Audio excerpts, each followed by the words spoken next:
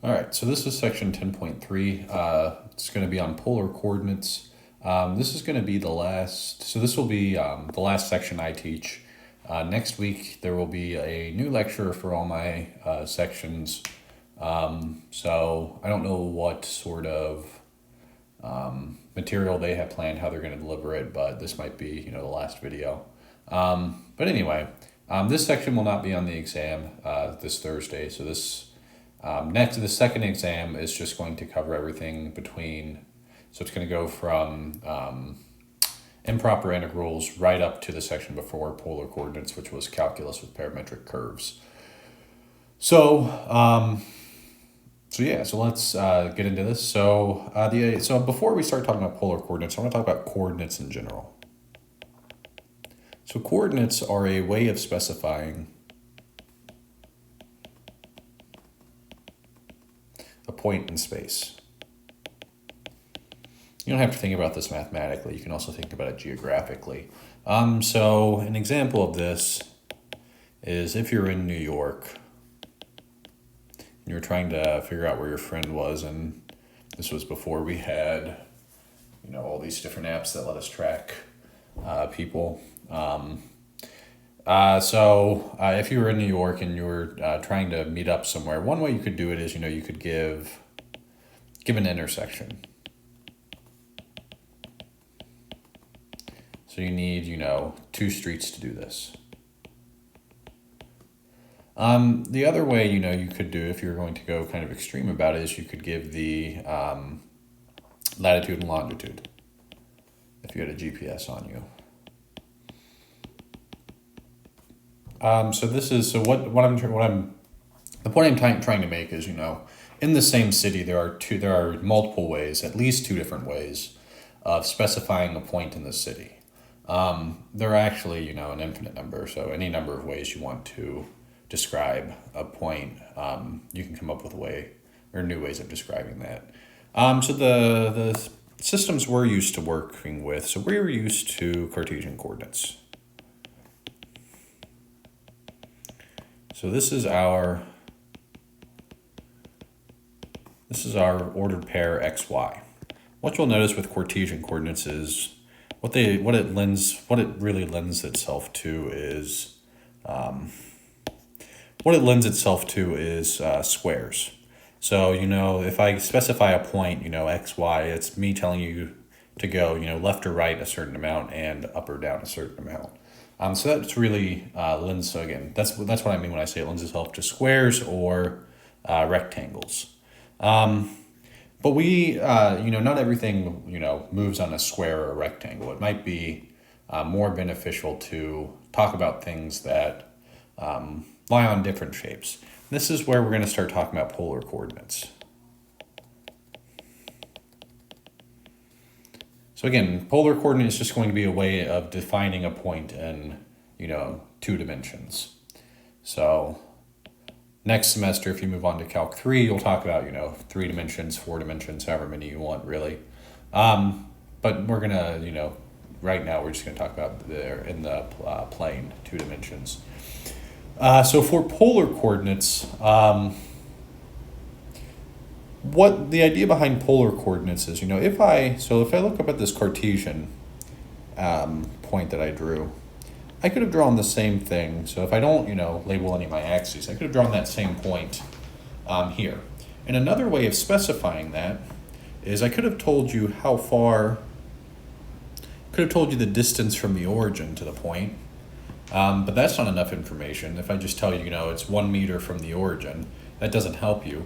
The other piece of information you need is the angle that it makes with the x-axis in this case. And that is what we're going to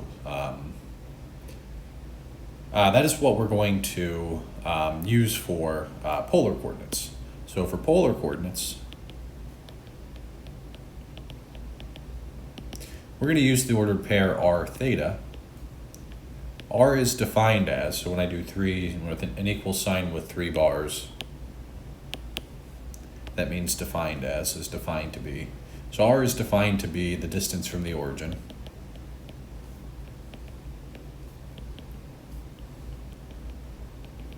And theta is defined to be the angle from the x-axis.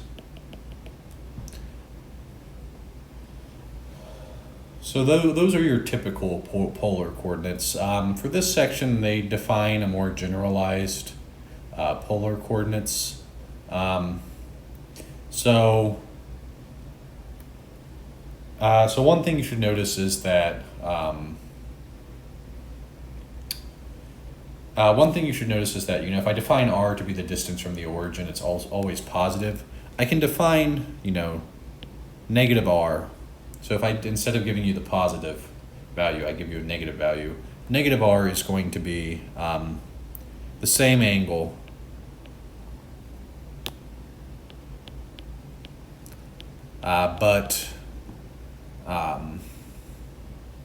actually, let me phrase it like this. So negative r, comma, theta will be the same thing as r and theta plus pi. So I'm going to draw an arrow saying goes to. And I'll show you what that means. So what that means is, if I give you r and theta, negative r theta is going to be, you continue drawing the line the same distance, and that's going to be my negative r here. And so what I mean by the theta plus pi is this angle right here is pi degrees, is pi radians. So we'll do some examples where we talk about this. I just want to give one warning. The origin, that means Cartesian 0, 0, so xy. That's, you'll notice, if you want to describe that in polar coordinates, that's tricky.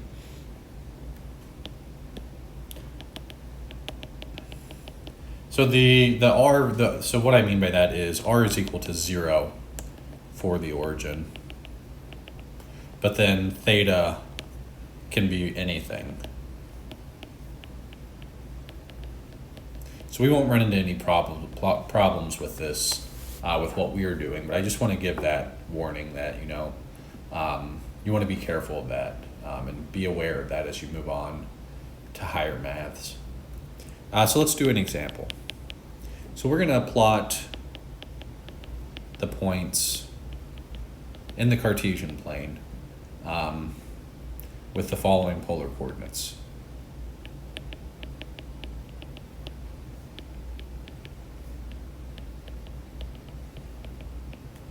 So the first one is 1, 5 pi over 4. So we're just going to plot this. Remember, this is the r value, this is the theta value. So one way of thinking about this is, I alluded to these being, lending itself really well to circles. So what this 1 means is, if I draw the circle of radius 1, let's see if I can do this.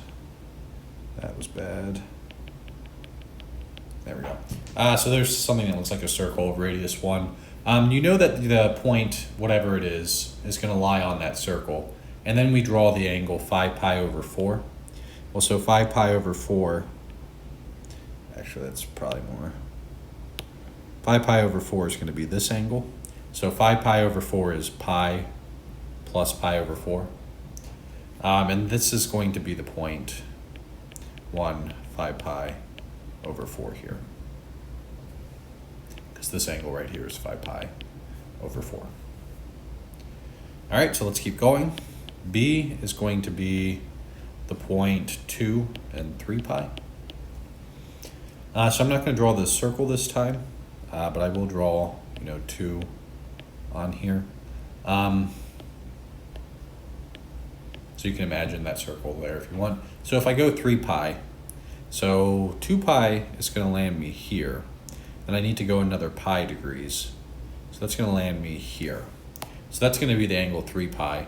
And so the distance, if I go from the origin to the outer distance 2, it's actually going to be on the axis right there. And I'll draw it in red this time. So So that's going to be my point there. So this is going to correspond to the point 2 comma 3 pi. So you can think about this in terms of reference angles, if you'd like, but remember, this isn't the point 2 comma pi, this is the point 2 comma 3 pi. There is a distinction in terms of, the number of times you've gone around the circle. So let's keep going. So I'll do this example and I'll stop the video because it's getting kind of long. So this is 2 comma negative 2 pi over 3. So negative angles are just like positive angles, except I go the opposite direction. So the positive direction, so one thing I should note is, I'm not going to write it down because it's kind of, from your trigonometry, it should be kind of ingrained in you. Positive direction is counterclockwise, negative direction is clockwise. So if I go negative 2 pi over 3, that's going to be, so distance of 2, sorry, we're on the circle of radius 2, so let's call this 2, 2, 2, and 2. Negative 2 pi over 3 is 1/3 less than pi. So if I call this, this angle, this will be negative 2 pi over 3. And I'm on this circle of radius 2. So that's that polar point. This is 2 comma negative 2 pi over 3. Notice that you'd be at the same point if you did 2 and, what is that, pi plus pi over 3, so 4 pi over 3. So 2 and 4 pi over 3 would be the same point as 2 and negative 2 pi over 3. So let's do this last one. So we have negative 3 comma 3 pi over 4. So let's draw this again. We're going to draw 3, 3. Yeah, so I didn't put minus signs on these negative 2's anywhere. Okay, so 3, 3, negative 3, negative 3. Okay, so 3 pi over 4, so that's gonna, this will be the angle 3 pi over 4. So it's in the second quadrant right there. But this would be the positive radius that I just drew. The negative radius is gonna be, diametrically opposite. So same distance, it's hard to draw, when these axes don't line up exactly. Let's use black. So maybe somewhere like there on the circle of radius 3. Yeah, it's definitely not a circle, but it's supposed to be. So just again, if you have a negative radius, you would draw the regular positive radius and then go diametrically opposite. Draw, that red line that I drew that extends it. So that'll be polar coordinates. And at this point, so the last thing I just want to say is, why do we care about this? So why? Not everything moves on squares.